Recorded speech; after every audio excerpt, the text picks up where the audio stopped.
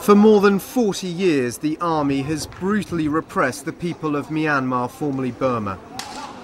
And for some 20 years, the US government has responded with ever tighter sanctions.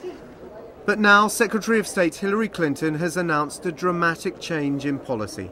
To help achieve democratic reform, we will be engaging directly with Burmese authorities. The visit last month of US Senator Jim Webb to Myanmar may have helped pave the way. He went in a private capacity as a senator, but still reported straight back to Hillary Clinton after meeting the dictator of Myanmar, General Tan Shwe.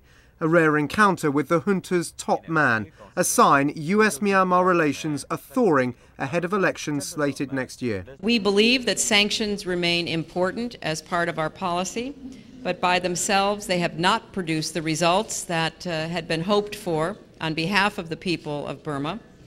Engagement versus sanctions is a false choice, in our opinion. So going forward, we will be employing both of those tools. One key goal is the release of pro-democracy leader Aung San Suu Kyi, who was recently given a further period of house arrest after an American man broke into the villa that's become her effective prison for almost 2 decades.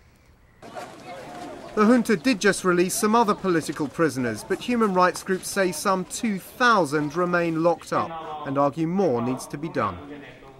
The Burmese general have assumed that the policy review of the US will lead to a blank check. This is not a blank check. The sanction will continue, and on top of that, political prisoners must be released. That is a fundamental principle, fundamental condition for the US to continue with engagement in Burma. Myanmar's neighbours like Singapore and Thailand are welcoming this new US policy of engagement. They've long argued that the only real way to effect change in Myanmar is through talks and trade. But this process is not without its critics, with some analysts suggesting that the junta in Myanmar has no real intention of restoring democracy in this isolated regime. Dan Rivers, CNN, Bangkok.